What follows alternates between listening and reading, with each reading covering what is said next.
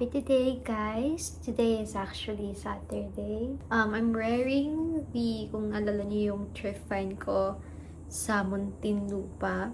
Alam niyo kung magkano lang to? Alam ko 50 pesos lang to eh. Diba?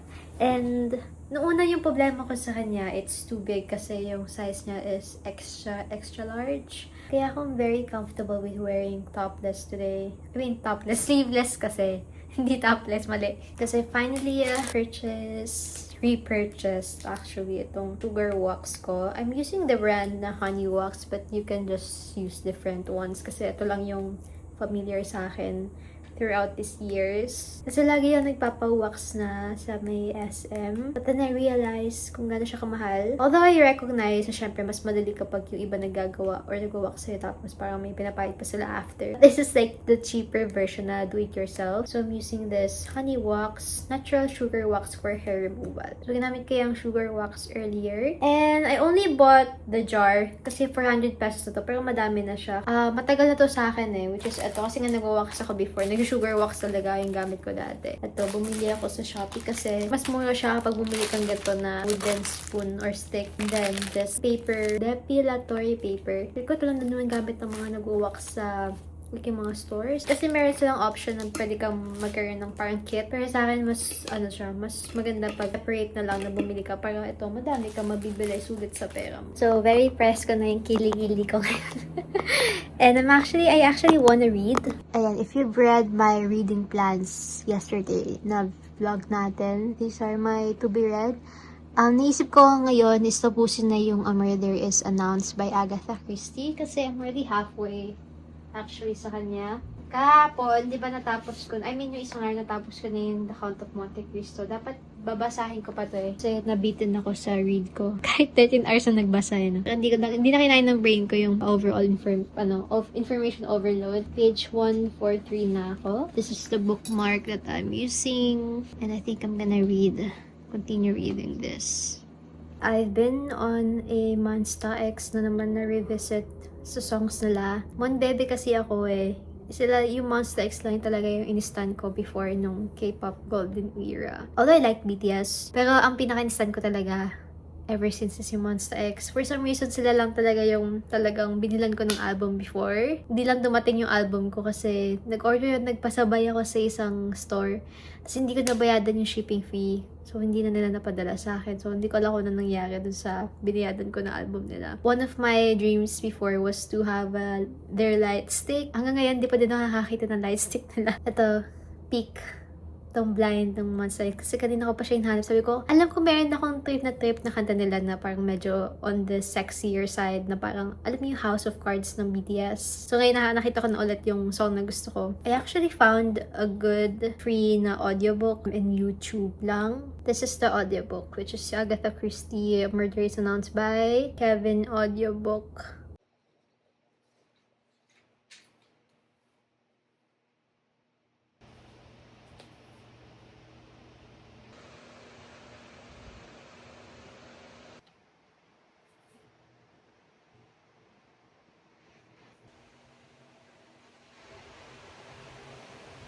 I just finished A Murder is Announced by Agatha Christie. And tinan nyo na, sira niya yung libro ko. For some reason, parang hindi siya makapit. Look. Natanggal na! So, hindi ko alam kung paano siya rebind or parang paano ko siya ididikit ulit. But, since I'm not reading it anymore, I think it's just gonna be easy naman to lagay. Kasi parang may konting dikit pa naman siya. Kaso pag binabasa ko, bumabalik siya sa dati. Hindi siya nakaayos. I was expecting a lot of, I guess, ang taas na expectations ko dito sa Murder is Announced kasi ito daw yung isa sa mga favorite ni Agatha Christie na work niya.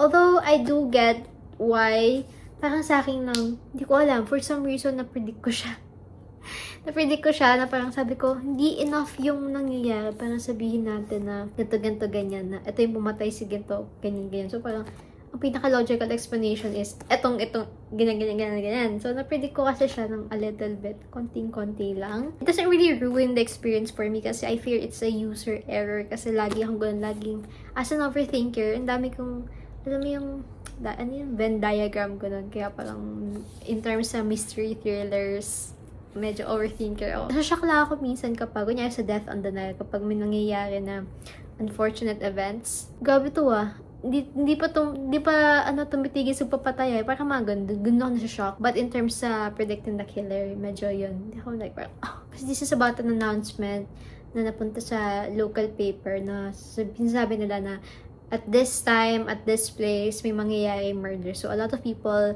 thought na it was a prank. Obviously, wala namang mangyayari. Wala namang gagawa ng ganun. But turns out, may pumunta na shooter dun sa bahay ng isang matanda. The shooter tried to shoot people or to shoot a certain person. Ayoko i-spoil, pero basta yun yung kumbaga premise ng libro. A big chunk of hindi ko siya nagustuhan, it's because I didn't really connect with the characters. I actually really don't care about the characters. Kaya siguro hindi ako, na-predict ko siya ng a little bit kasi hindi gunon ako ka-attach dun sa victim. Hala, kawawa naman siya, ganyan. Hala, sino kayo gusto pumatay sa kanya, etc. Like, kasi for some reason, I felt very detached from the characters. It's a pretty okay twist.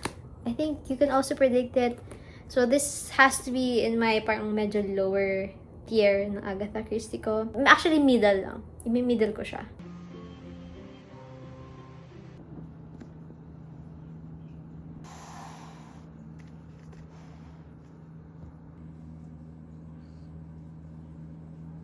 I just finished editing my reading wrapped up for April. Na-upload ko na din siya sa TikTok. It just took a very long time kasi usually, it really takes a long time kasi I had to do voiceovers. Pero I really like how it turned out. Oh, love it! Bongga!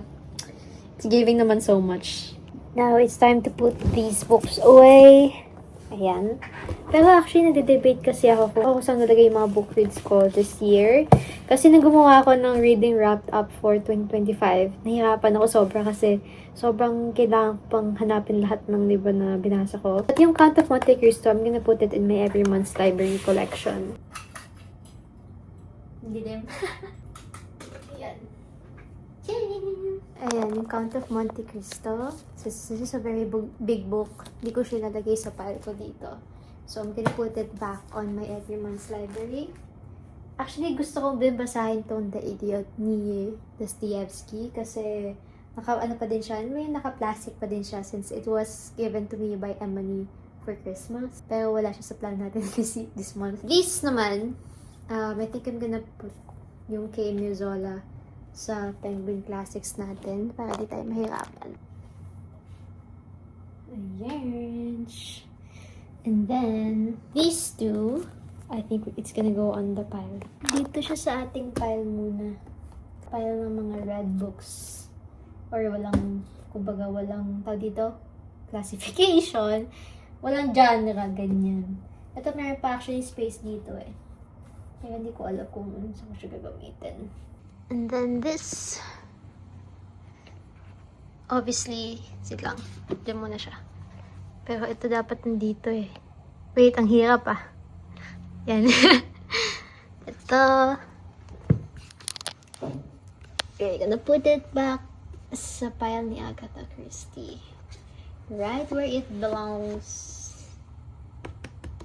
Tapos muna to electric fan. Grabe, init to. Hindi ko alam kung sa amin lang ba mainit or mainit din ba sa inyo. As in, like, galit na galit. We have a problem. I could not find the Count of Monte Cristo na show. Since ko yun sa TV, wala talaga. Sa Apple TV, sa Disney Plus, sa Netflix, sa Prime. Wala akong makita. For some reason, and I saw a lot of comments na panoodin ko daw yung adaptation na mini-series ng The Count of Monte Cristo. And I'm like, where? Saan ko babasa? Ay, saan ko papanoodin? Well, let's see. The Monte Cristo sabi nila yung mini-series yata eh. I just don't know where. Meron 2024. Okay, ayan. 8-episode mini-series. But I don't know where to watch. Ito ba yun?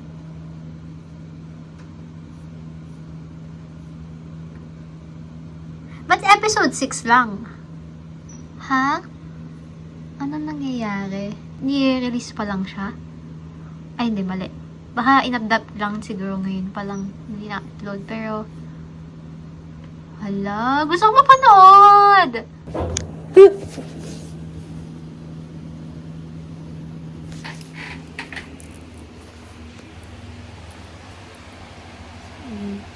Alam mo kung ano nangyari sa pinto ko, pero dinouble ako siya. That's scary eh. Kasi parang may gumulong sa door coach. I mean, obviously, it's not a ghost. Wala naman ghost dito. Saka, newly built lang naman itong apartment. But, maybe, baka nataunan lang ng kamay or whatever. Pero, anyways, back to the Count of Monte Cristo. Hindi ko lang saan naman nanood. And I know there's a movie, pero mas prefer ko siguro kapag series. Kasi nga, sa akin hindi mo magagawa ng movie yung 1,000 to 1,800 na pages na book. That's like unrealistic AF. Gusto ko yung detailed na adaptation. I just don't know where to watch. Oh! I forgot. Nagawa pala ako ng crab stick.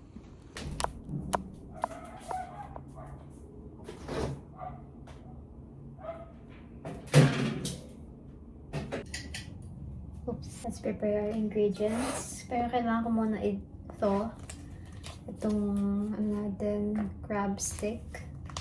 I'm gonna thaw it.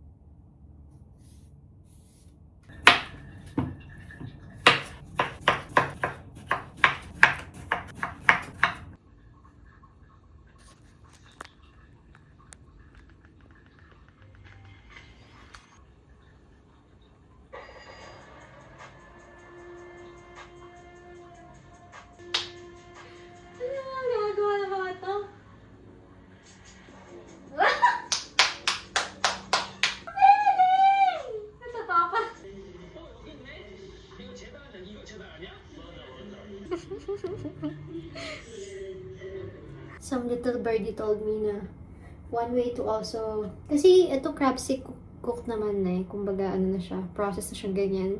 Pero kung gusto mong like i-up i-hot water daw siya. Nakita ko lang sa TikTok. Ino na siya, nakababad sa hot water. Para din siguro hindi malamig ganyan. Now for our, seaweed. I'm still using the olive oil one. Ayan, ito yung gamit ko. This actually tastes good. Hindi ko lang alam kung ano pinakaiba niya sa normal. Tapos nakalagay olive oil. Hindi ko alam kung healthier, ganyan. Wait, we're gonna add the rice. Don't worry, I wash my hands. Konting rice lang kasi gabi na. Actually, mali yung cucumber ko. Dapat ano siya eh. Yung parang horizontal. So, it's fine. Japanese mayo. Kewpie lang to.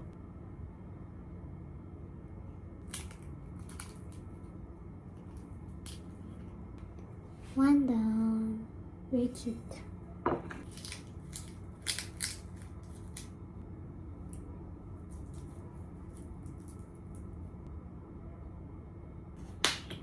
Galaway ako. Gusto ko siya kainin while we're making that.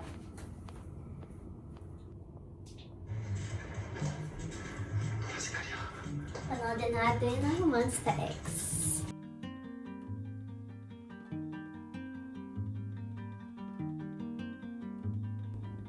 For the remaining ingredients, kasama ko na lang siya. So, parang siyang rice bowl. Pero, I think I'm gonna save this later. Kasi, unahin ko muna yung ginawa kong parang sushi. Yes! This actually looks good. I mean, sa akin kasi alam ko kung ano yung lasa niya. Pero parang hindi siya appetizing tignan. Pero, masarap siya, promise. Fan kasi ako ng crab sticks eh. Ever since ang bata ako. Kasi nakatikim ako ng crab sticks sa classmate ko.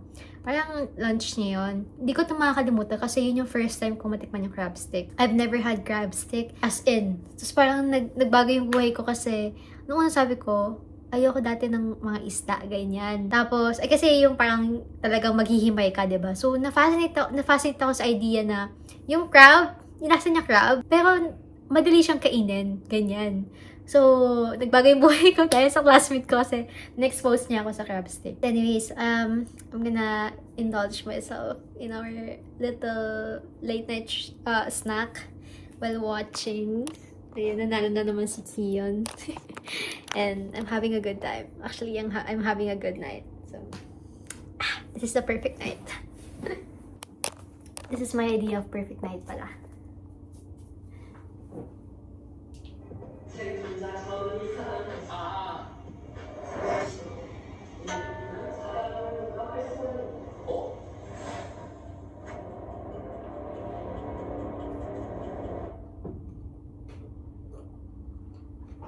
술래가 생명체 10개를 회수하기 전에 생존자가 전부 유령이 될 경우 전부 부활하게 됩니다. 뭐야? 어쩐 일이세요? 나 잠깐. 그렇죠. 그러니까 이 중에 내 팀은 없다. 데이데이가. 근데 상품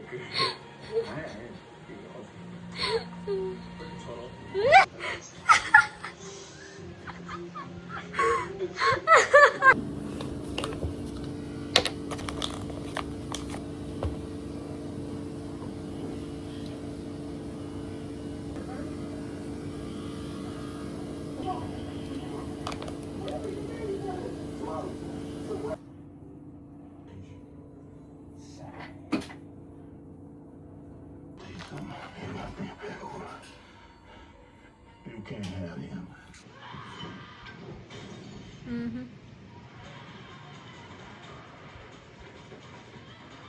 Hindi mawawala sa end of the night sa resting session natin ang love and space naman so much. Ginagrind ko yung yung diamonds kaso wala talaga, nakailang pull na ako. Wala pa din ako nakakuwang 5-star card. Alam mo, wait, sasama ko na lang kayo. Magdasal na lang tayong lahat. Paghirapan ko yan.